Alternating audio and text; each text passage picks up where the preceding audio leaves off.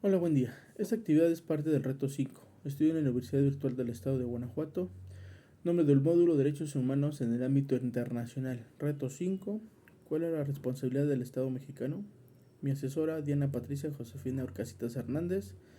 Mi nombre Eloy Pareja López. Matrícula 2301-2282. Fecha de elaboración 9 del 12 del 25. Les voy a presentar en el primer caso a resolver.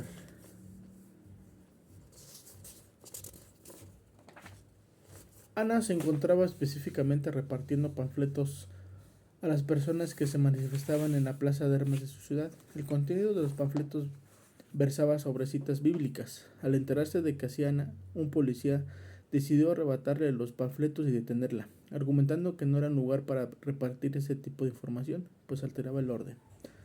Ana permaneció encerrada e incomunicada dentro de una patrulla durante 3 horas hasta que la manifestación concluyó.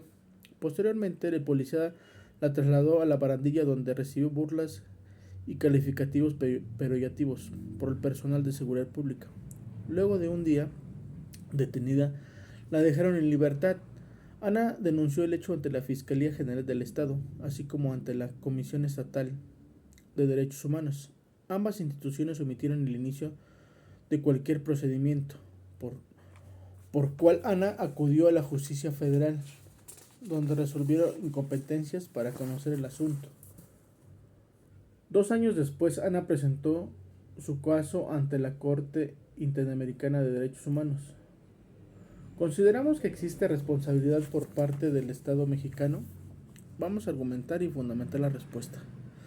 En el caso presentado, sí existe una posible responsabilidad del Estado mexicano por violaciones a derechos fundamentales de Ana, en particular a sus derechos a la libertad de expresión debido a la actuación de las autoridades y la omisión de procedimientos adecuados. Fundamentación y análisis. Derecho a la libertad de expresión y reunión. Ana repartía panfletos con contenido bíblico en un espacio público, actividad que generalmente está protegida por el derecho a la libertad de expresión y a la reunión pacífica, reconocidos en instrumentos internacionales como el Pacto de San José, artículo 13, libertad de pensamiento y de expresión, y la Constitución mexicana, artículos 6 y 9. Actuación policial arbitraria y uso de desproporción de la fuerza. El, el policía le arrebató los panfletos y le detuvo sin una causa justificada ni una orden judicial previa. La detención fue arbitraria, además de que la mantuvieron incomunicada por 3 horas, lo cual vulnera derechos fundamentales, en particular el derecho a la libertad personal y a la protección contra la detención arbitrarias.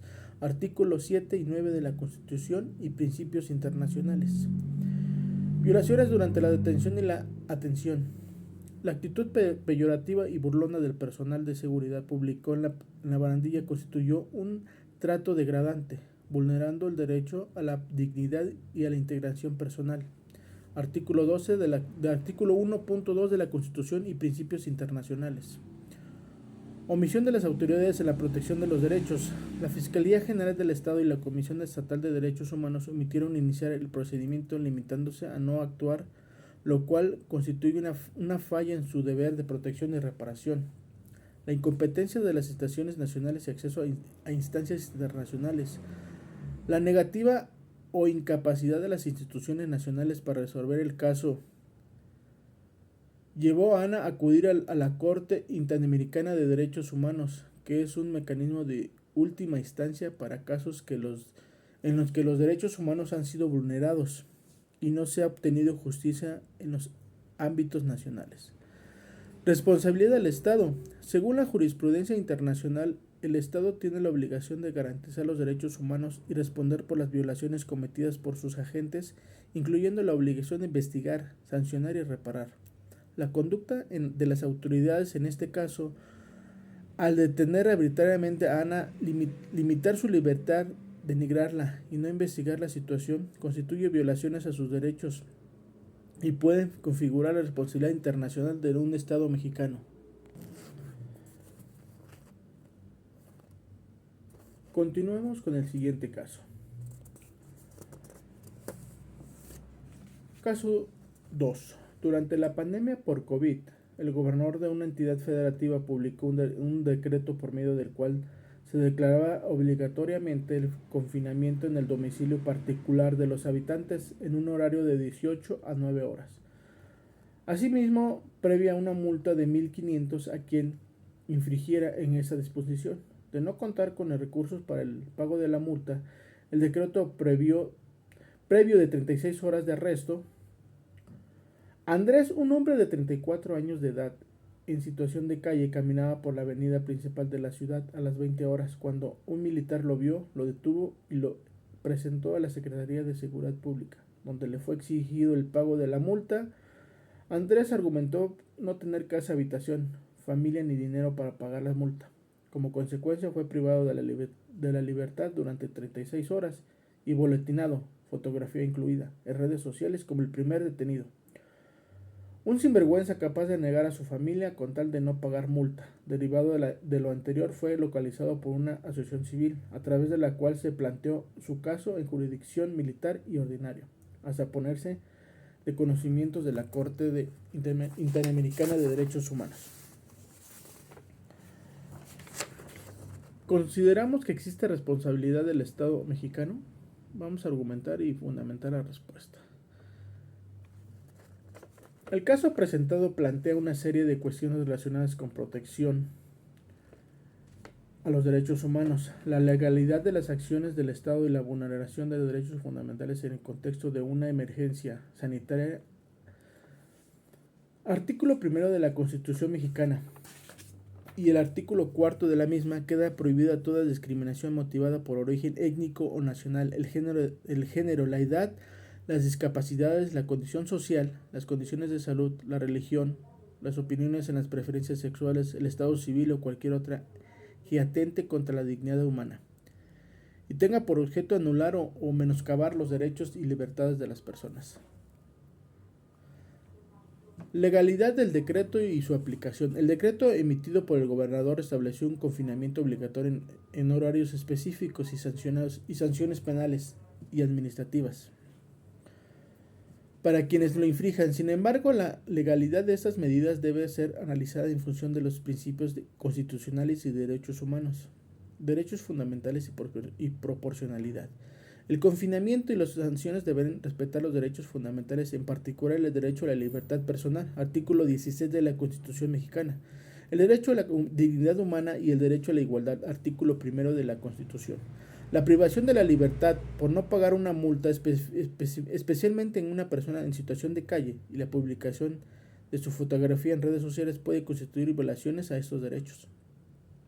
Procedimientos y garantías. La privación de la libertad por 36 horas por no pagar una multa sin un proceso judicial previo puede ser cuestionada desde la perspectiva del debido proceso.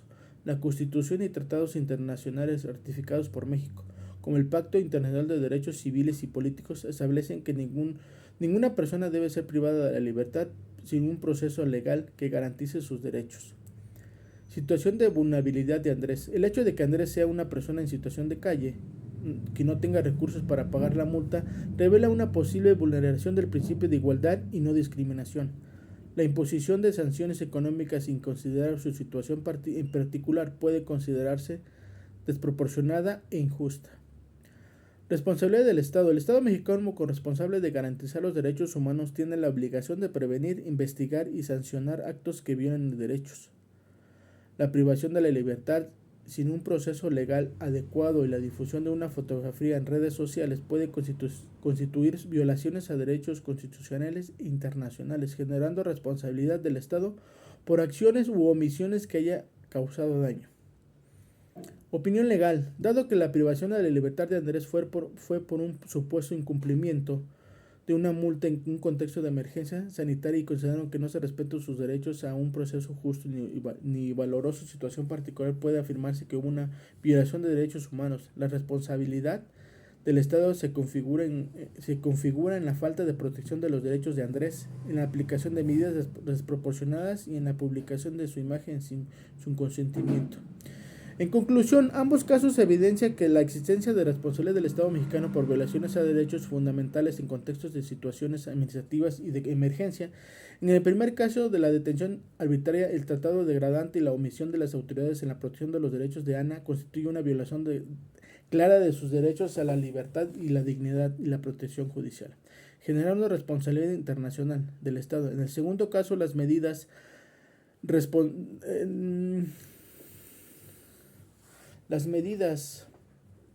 en el segundo caso, las medidas efectivas aplicadas sin garantías procesales, la privación de libertad por motivos económicos y la difusión de derechos constitucionales internacionales, especialmente en situaciones de vulnerabilidad y emergencia sanitaria. Ambos escenarios representan la obligación del Estado a respetar, proteger y garantizar los derechos humanos, así como de actuar conforme a los principios de generalidad, proporcionalidad y no discriminación, garantizando procedimientos adecuados y reparando daños causados.